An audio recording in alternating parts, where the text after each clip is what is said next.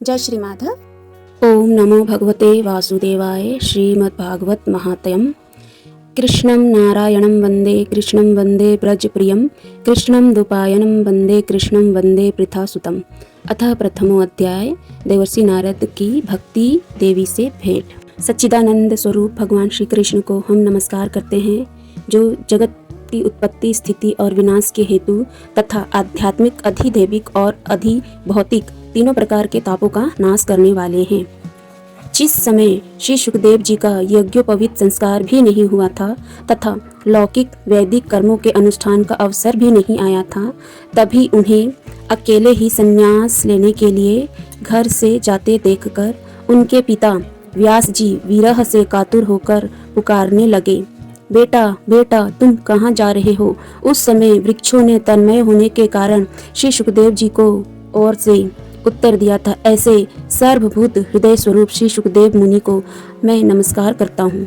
एक बार भगवत कथा अमृत का रसास्वादन करने में कुशल मुनिवर शौनक जी ने नैमिषारण्य में क्षेत्र में विराजमान महामती सूत जी को नमस्कार करके उनसे पूछा।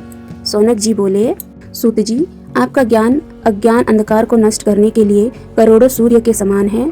आप हमारे कानों के लिए रसायन अमृत स्वरूप सार गर्भित कथा कहिए। भक्ति, ज्ञान और वैराग्य से प्राप्त होने वाले महान विवेकी की बुद्धि किस प्रकार होती है तथा वैष्णव लोग किस तरह इस माया मोह से अपना पीछा छुड़ाते हैं। इस घोर कली काल में जीव प्रायः आसुरी स्वभाव के हो गए हैं। विविध क्लेशों से आक्रांत इस जीव को शुद्ध देवी शक्ति संपन्न बनाने वाला सर्वश्रेष्ठ उपाय क्या है।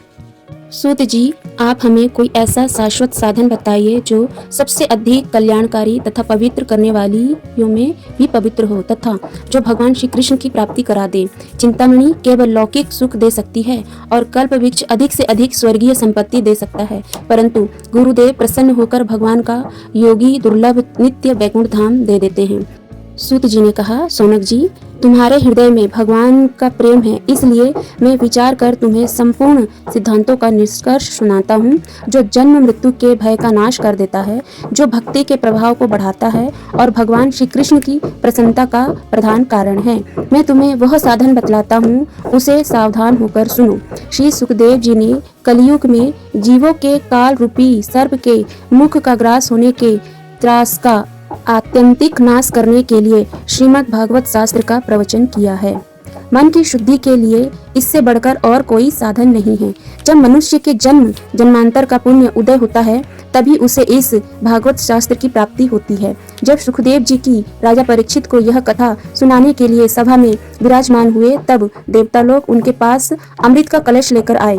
देवता अपना काम बनाने में बड़े कुशल होते हैं, अतः यहाँ भी सबने सुखदेव मुनि को नमस्कार करके कहा, आप यह अमृत लेकर बदले में हमें कथा अमृत का दान दीजिए। इस प्रकार परस्पर विनिमय अदला बदली हो जाने पर राजा परीक्षित अमृत का पान करे और हम सब श्रीमद् भागवत रूप अमृत का पान करेंगे। इस संसार में कहाँ कांच और कहाँ महामूल्य मणि तथा कहाँ सुधा और कहाँ कथा। श्री सुखदेव जी ने यह सोचकर उस समय देवताओं की हंसी उड़ा दी। उन्हें भक्ति शून्य कथा का अनाधिकारी जानकर कथा अमृत का दान नहीं किया। इस प्रकार यह श्रीमद् भागवत की कथा देवताओं को भी दुर्लभ है। पूर्व काल में श्रीमद् भागवत के श्रवण से ही राजा परीक्षित की मुक्ति देखकर ब्रह्मा जी को भी बड़ा आश्चर्य हुआ था। उन्होंने सत्यलोक में तराजू बांधकर सब साधनों को तोला। अन्य सभी साधन तौलने में हल्के पड़ गए। अपने महत्व के कारण भागवत ही सबसे भारी रहा।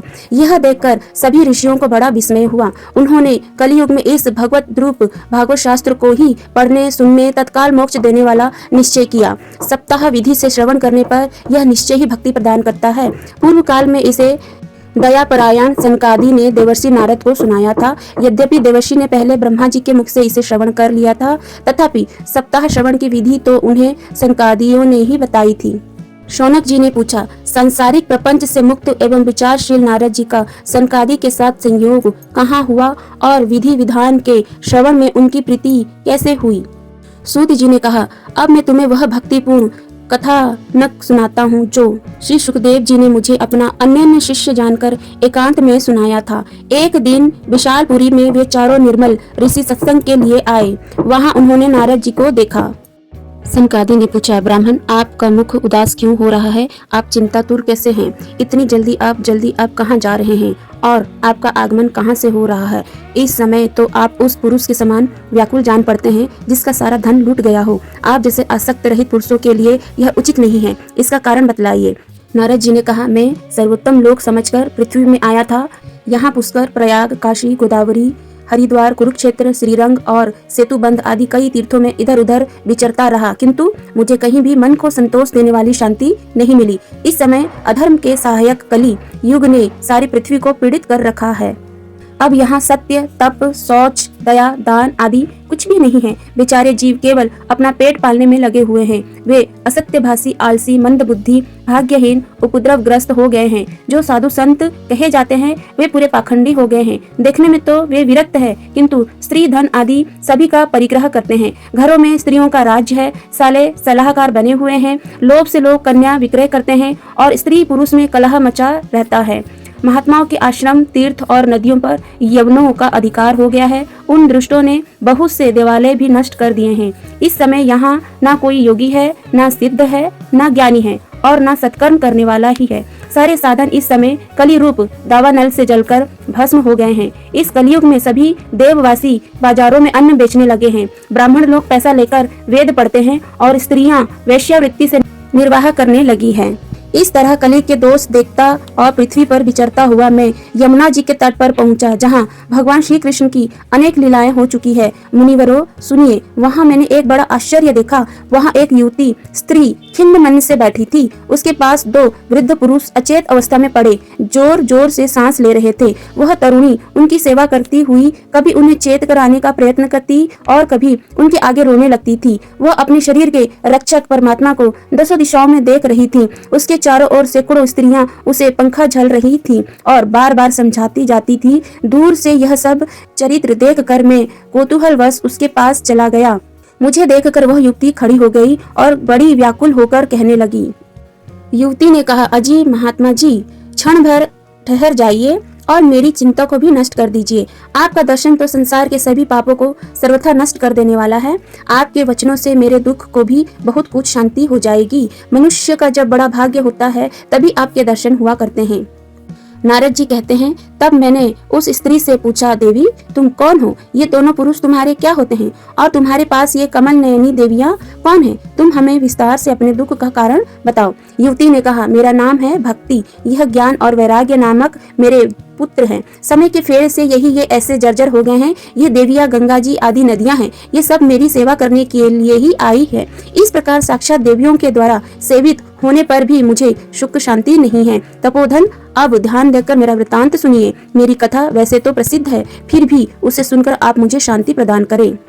मैं द्रविड़ देश में उत्पन्न हुई, कर्नाटक में बढ़ी, कहीं कहीं महाराष्ट्र में सम्मानित हुई, किंतु गुजरात में मुझको बुढ़ापे ने आ घेरा। वहाँ घोर कलयुग के प्रभाव से पाखंडियों ने मुझे अंग भंग कर दिया। चिरकाल तक यह अवस्था रहने के कारण मैं अपने पुत्रों के साथ दुर्लभ और निस्तेज हो गई हूँ। अब जब मैं वृंदावन आई तब से पुनः परम सुंदरी सुरूपवती नवयुवती हो गई हूँ, किंतु सामने पड़े हुए ये दोनों मेरे पुत्र थके मांदे दुखी हो रहे हैं। अब मैं यह स्थान छोड़कर अन्यत्र जाना चाहती हूँ। ये दोनों बूढ़े हो गए हैं, इसी दुख से मैं दुखी हूँ। मैं तरुणी क्यों और ये दोनों मेरे पुत्र बूढ़े क्यों? हम तीनों साथ साथ रहने वाले हैं, फिर यह विपरीतता क्यों? होना तो यह चाहिए कि माता बूढ़ी हो और पुत्र तरुण। इसी से मैं आश्चर्यचकित चित्त से अपनी इस अवस्था पर शोक करती रहती हूँ। आप परम बुद्धिमान एवं योग निधि हैं, इसका क्या कारण हो सकता है, बताइए। नारद जी ने कहा, साध्वी, मैं अपने हृदय में ज्ञान दृष्टि से तुम्हारे संपूर्ण दुख का कारण देखता हूँ। तुम्हें विषाद नहीं करना चाहिए। श्री हरि तुम्हारा कल्याण करेंगे। सूत जी कहते हैं, मुनिवर, नारद जी ने एक क्षण में ही उसका कारण जानकर कहा। नारद जी ने कहा, देवी सावधान होकर सुनो, यह दारुण कलयुग है। इसी से इस समय सदाचार, योग मार्ग और तप आदि सभी लुप्त हो गए हैं। लोग शठता और दुष्कर्म में लगकर अघासुर बन गए हैं। संसार में जहाँ देखो वहीं सत्पुरुष दुखी से मलान हैं और दुष्ट सुखी हो रहे हैं। इस समय जिस बुद्धिमान पुरुष का धैर्य बना रहे वही बड़ी ज्ञानी या पंडित है। पृथ्वी क्रमशः प्रतिवर्ष शेष जी के लिए भार रूप होती जा रही है। अब यह छूने योग्य तो क्या देखने योग्य भी नहीं रह गई है, और ना इसमें कहीं मंगल ही दिखाई देता है। अब किसी को पुत्र के साथ तुम्हारा दर्शन भी नहीं होता। विषय अनुराग के कारण अंधे बने हुए जीवों से उपेक्षित होकर तुम जर्जर हो रही थी। वृंदावन के संयोग से तुम फिर नवीन तरुण हो गई हो। अतः यह वृंदावन धाम धन्य है, जहाँ भक्ति सर्वत्र नृत्य कर रही है। परंतु तुम्हारे इन दोनों पुत्रों को यहाँ कोई ग्राहक नहीं है, इसलिए इनका बुढ़ापा नहीं छूट रहा है। यहाँ इनको कुछ आत्म सुख की प्राप्ति होने के कारण ये सोते से जान पड़ते हैं। भक्ति ने कहा, राजा परीक्षित ने इस पापी कलयुग को क्यों रहने दिया? इसके आते ही सब वस्तुओं का सार न जाने कहाँ चला गया। करुणामय श्री हरि से भी यह अधर्म कैसे देखा जाता है? मुनि, मेरा यह संदेह दूर कीजिए। आपके वचनों से मुझे बड़ी शांति मिली है। नारद जी ने कहा, बाले, यदि तुमने पूछा है तो प्रेम से सुनो। कल्याणी, मैं तुम्हें सब बताऊंगा और तुम्हारा दुख दूर हो जाएगा। जिस दिन भगवान श्री कृष्ण इस भूलोक को छोड़कर अपने परम धाम को पधारे, उसी दिन से यहाँ संपूर्ण साधनों में बाधा डालने वाला कलयुग आ गया। दिग्विजय के समय राजा परीक्षित की दृष्टि पड़ने पर कलयुग दीन के समान उनकी शरण में आया। भ्रमर के समान सारग्राही राजा ने यह निश्चय किया कि इसका वध मुझे नहीं करना चाहिए, क्योंकि जो फल तपस्या, योग एवं समाधि से भी नहीं मिलता, कलयुग में वही फल श्री हरि कीर्तन से ही भलीभांति मिल जाता है। इसी प्रकार सारहीन होने पर भी उसे इस एक ही दृष्टि से सारयुक्त देकर उन्होंने कलयुग में उत्पन्न होने वाले जीवों के सुख के लिए ही इसे रहने दिया था। इस समय लोगों के कुकर्म में प्रवृत्त होने के कारण सभी वस्तुओं का सार निकल गया है और पृथ्वी के सारे पदार्थ बीजहीन भूसे के समान हो गए हैं। ब्राह्मण केवल अन्न धनादि लोभवश घर घर एवं जन जन को भागवत की कथा सुनाने लगे हैं, इसलिए कथा का सार चला गया। तीर्थों में नाना प्रकार के अत्यंत घोर कर्म करने वाले नास्तिक और नारकी पुरुष भी रहने लगे हैं, इसलिए तीर्थों का भी प्रभाव जाता रहा। जिनका चित्त निरंतर काम, क्रोध, महान लोभ और तृष्णा से तपता रहता है, वे भी तपस्या का ढोंग करने लगे हैं, इसलिए तप का भी सार निकल गया। मन पर काबू न होने के कारण तथा लोभ, दंभ और पाखंड का आश्रय लेने के कारण एवं शास्त्र का अभ्यास न करने से ध्यान योग का फल मिट गया। पंडितों की यह दशा है कि वे अपनी स्त्रियों के साथ पशु की तरह रमण करते हैं। उनमें संतान पैदा करने की ही कुशलता पाई जाती है। मुक्ति साधनों में वे सर्वथा अकुशल है। संप्रदाय अनुसार प्राप्त हुई वैष्णवता भी कहीं देखने में नहीं आती। इस प्रकार जगह जगह सभी वस्तुओं का सार लुप्त हो गया है। यह तो इस युग का स्वभाव ही है, इसमें किसी का दोष नहीं है। इसी से पुंडरीकाक्ष भगवान बहुत समीप रहते हुए भी यह सब सह रहे हैं। सूत जी कहते हैं, शौनक जी, इस प्रकार देवर्षि नारद के वचन सुनकर भक्ति को बड़ा आश्चर्य हुआ। फिर उसने जो कुछ कहा उसे सुनिए। भक्ति ने कहा, देवर्षि, आप धन्य हैं। मेरा बड़ा सौभाग्य था जो आपका समागम हुआ। संसार में साधुओं का दर्शन ही समस्त सिद्धियों का परम कल्याण है। आपका केवल एक बार का उपदेश धारण करके कयाधु कुमार प्रहलाद ने माया पर विजय प्राप्त कर ली थी। ध्रुव ने भी आपकी कृपा से ही ध्रुव पद प्राप्त किया था। आप सर्व मंगलमय और साक्षात श्री ब्रह्मा जी के पुत्र हैं। मैं आपको नमस्कार करती हूँ। इति श्री पद्म पुराणो उत्तराखंडे श्रीमद् भागवत महात्म्ये भक्ति नारद समागमो नामो प्रथमो अध्याय। जय श्री माधव।